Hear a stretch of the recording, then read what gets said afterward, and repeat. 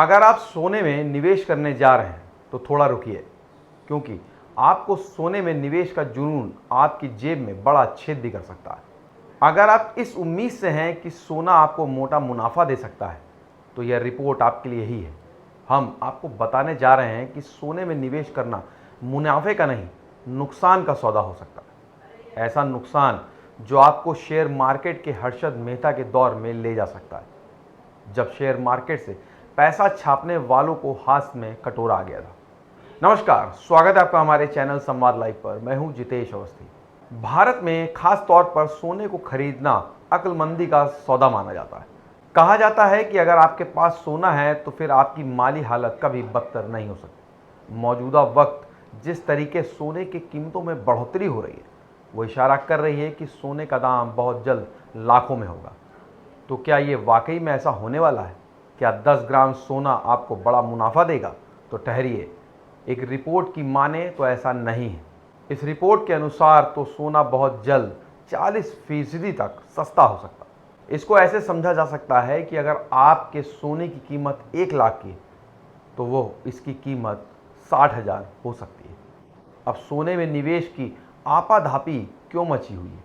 दरअसल देश के वायदा बाजार यानी MCX पर सोना 91,400 रुपये प्रति 10 ग्राम से ऊपर चला गया है।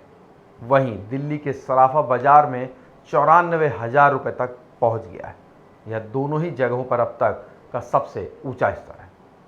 इस साल यानी 2025 में अब तक सोने ने करीब 20% की तेजी दिखाई है। मतलब जिन लोगों ने सोने में पैसा लगाया उन्हें अच्छा मुनाफा हुआ। इस हिसाब से तो सोने में निवेश यानी जैकपॉट का लगना, बुढ़ापे की लाठी, बच्चों का बेहतर भविष्य और ना जाने किन किन सपनों का सच होना। लेकिन अमेरिका की एक बड़ी कंपनी मॉर्निंग स्टार के स्ट्रेटेजिस्ट जॉन मिल्स ने कहा है, जो आपके लिए जानना बेहद ज़रूरी है। जॉन मिल्स की माने तो सोने की कीमतों में भारी गिरावट आ सकती है। उनका अनुमान है कि अगले कुछ सालों में सोना अपने मौजूदा स्तर से 38 से 40% तक सस्ता हो सकता है।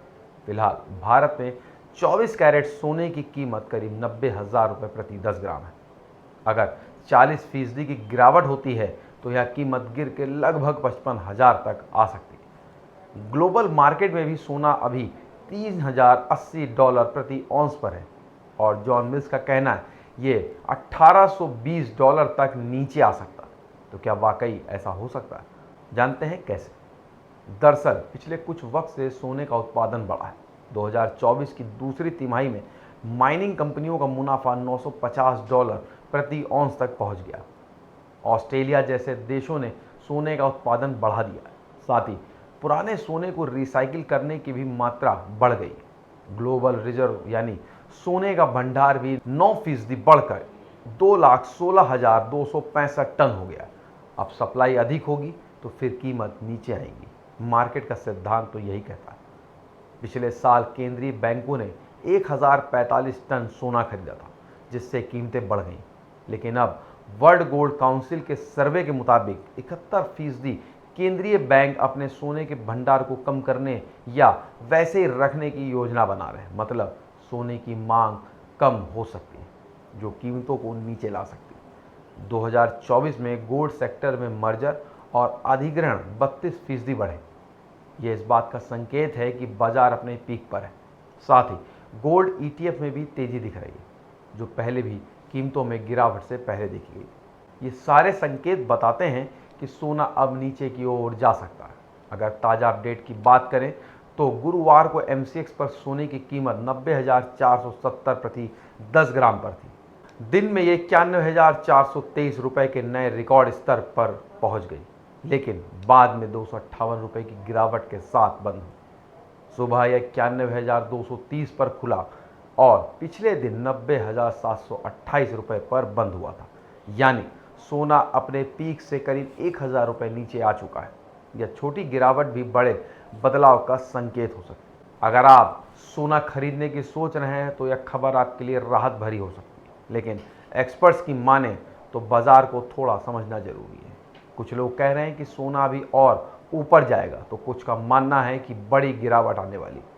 आप अपने बजट और ज़रूरत के हिसाब से फैसला लें।